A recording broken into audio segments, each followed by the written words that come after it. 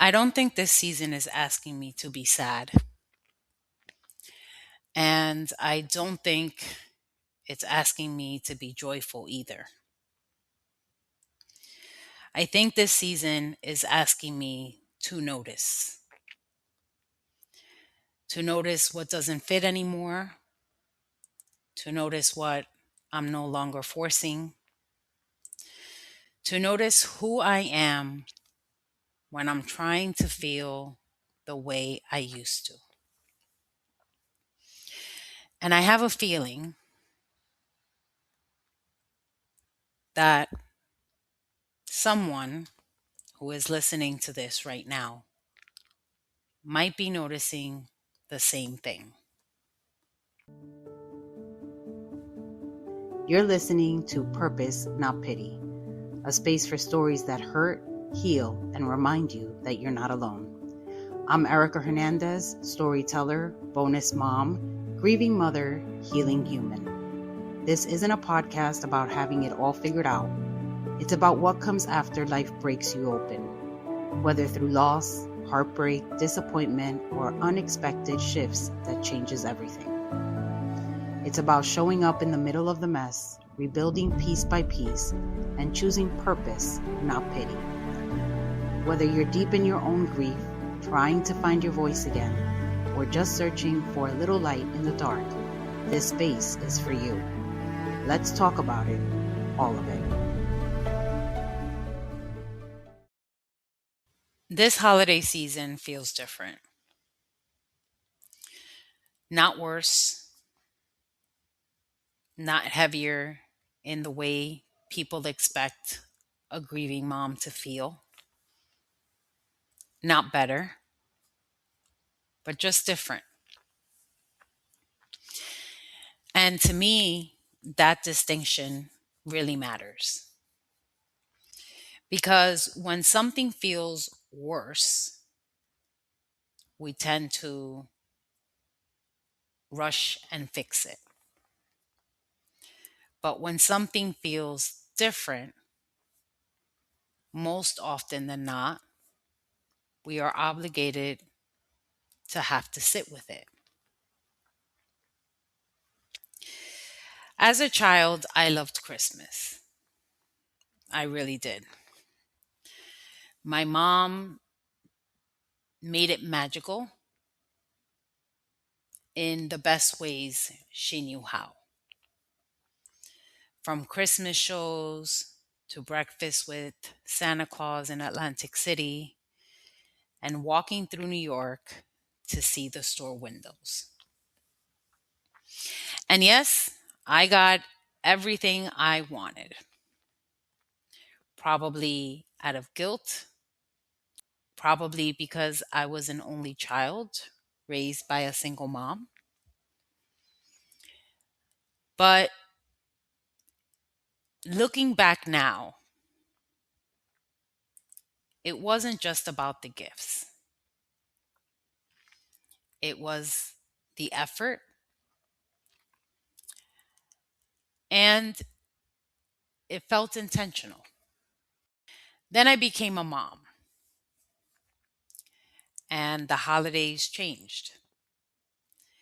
They became pressure to save, pressure to provide, pressure to show up, pressure to create magic when I didn't feel so magical.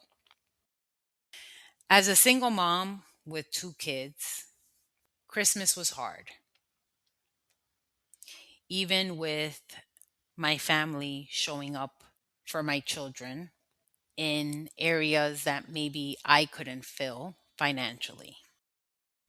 And as hard as Christmas was, I tried my best to make it as good as I could because it meant the world to both of my kids. I somehow showed up every year, some years better than others.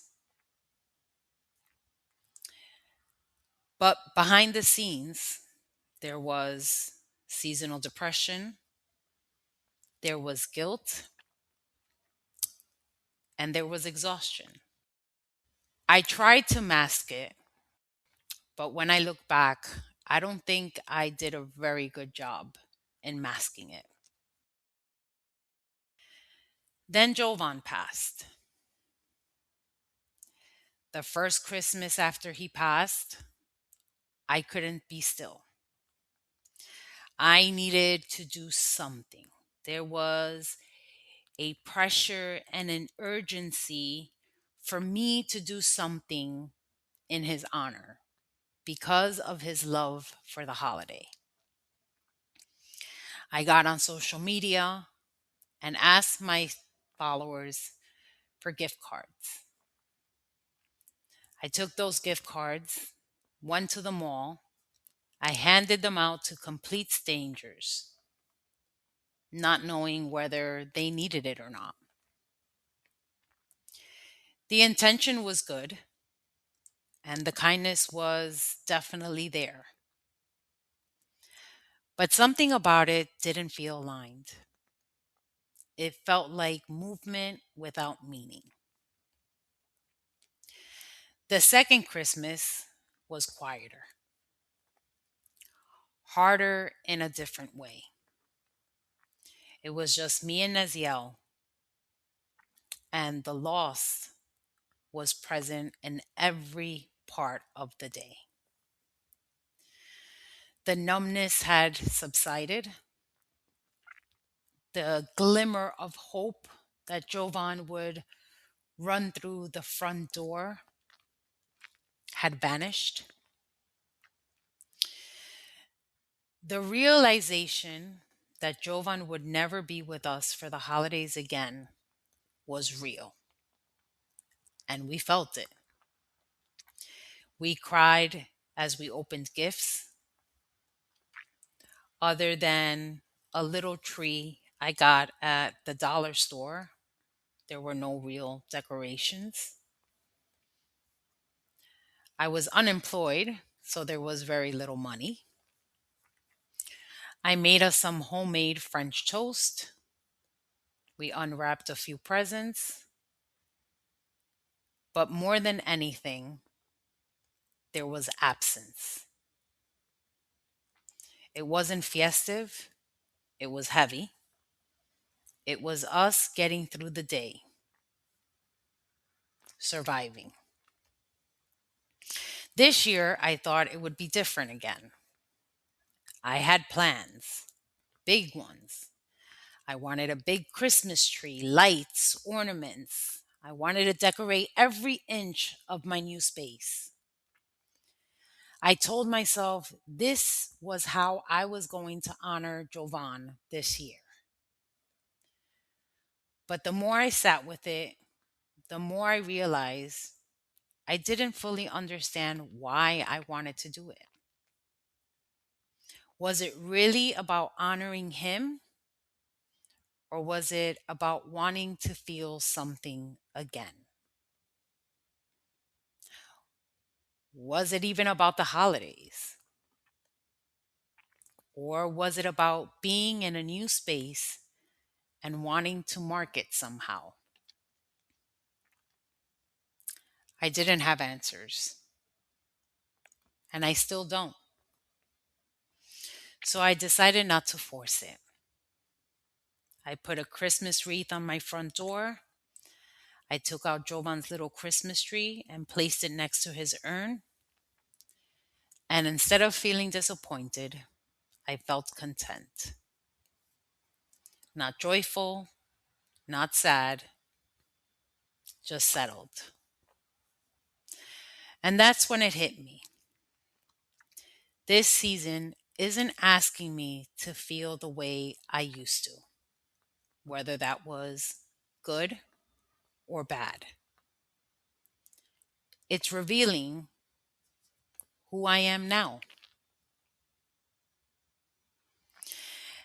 And this is where things stop being simple because we talk about grief, we talk about heartbreak, but we don't talk about what happens after the sharp edges dull.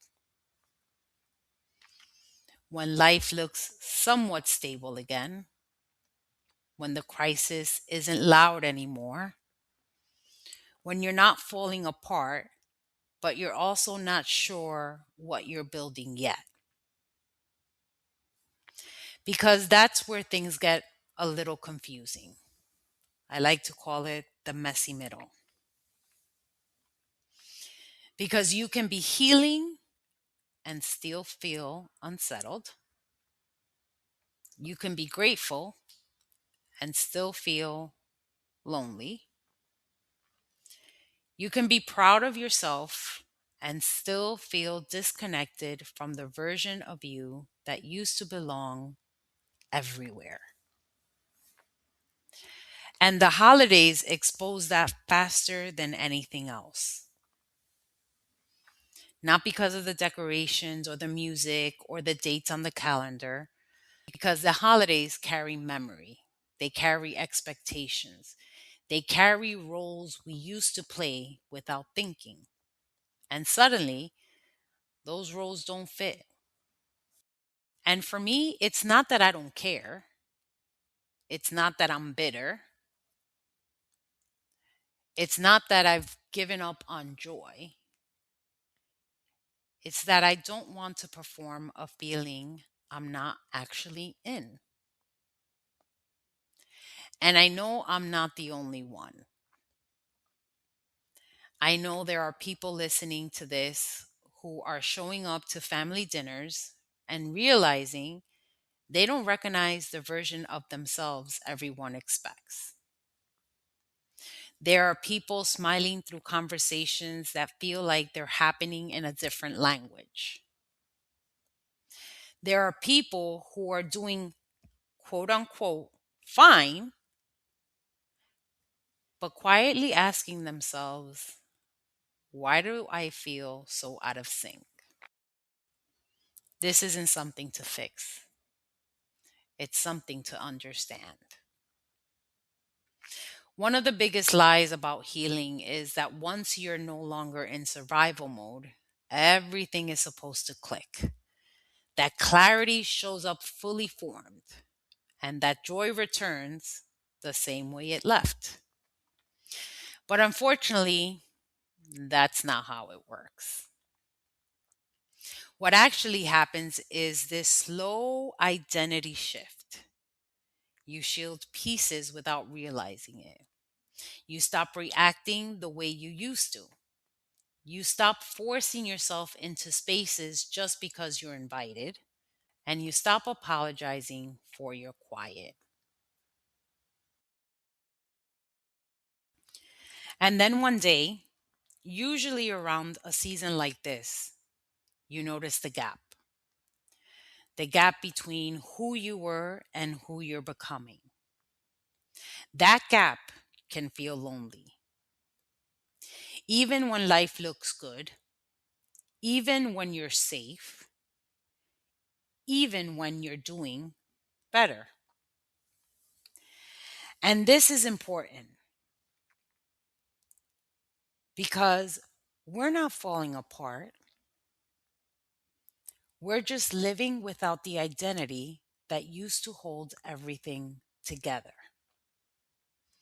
There's nothing dramatic happening here.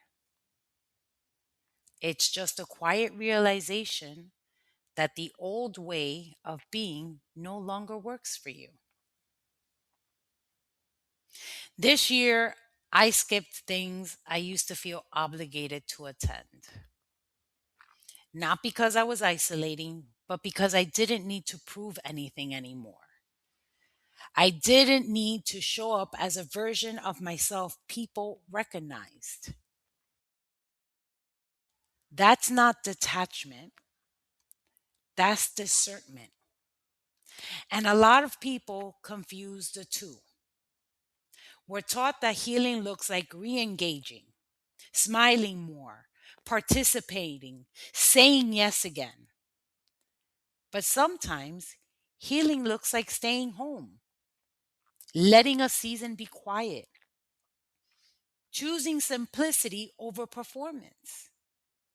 And that doesn't mean you don't care, it means you're listening to yourself.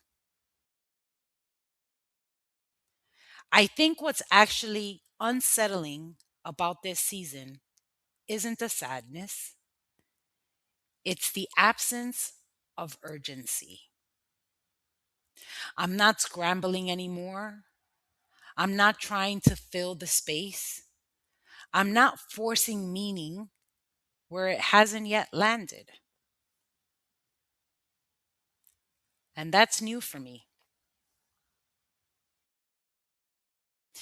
Most of my life, movement meant safety, doing meant control, carrying meant purpose. And now I'm here, still. And that stillness is asking a question I don't even know the answer to yet. Who am I when I stop holding everything together?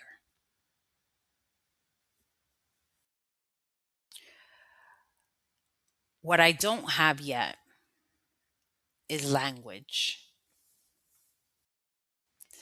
There's quiet, there's reflection, there's softness, and yes, there is sadness because my son isn't here, because the holidays will never look the same, because I'm still trying to understand what it means to honor what we've lost in a way that actually feels real. And I know some of you are standing in your own version of this, trying to figure out how to honor something or someone, trying to decide whether to decorate, show up, participate, or pull back, trying to explain a feeling that doesn't have a clean name yet.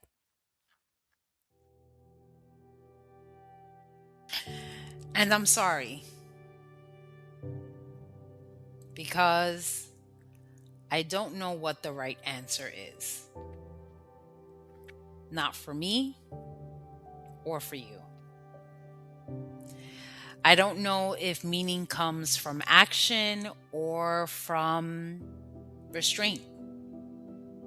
I don't know if it comes from tradition or from letting traditions go.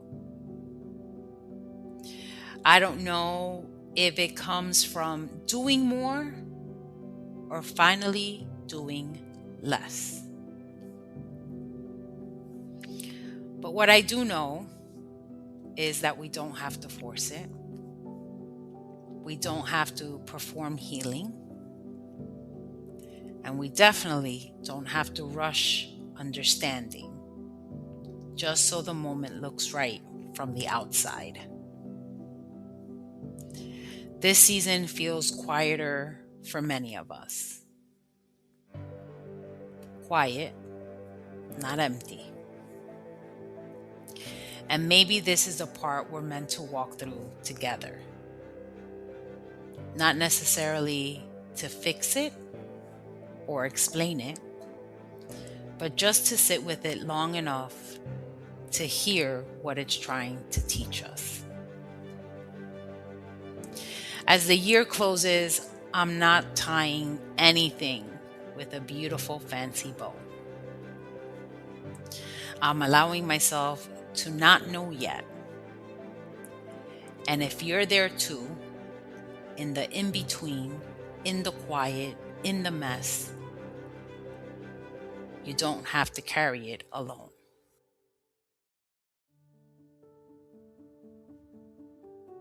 However, this season finds you, whether it's full, quiet, heavy, or somewhere in between, I hope you move through it with as much gentleness as you can. You don't have to force joy. You don't have to explain your feelings. You don't have to make it look a certain way. From me to you, thank you for being here, for listening, and for walking through this season with me. Wishing you a peaceful holiday, whatever peace looks like for you.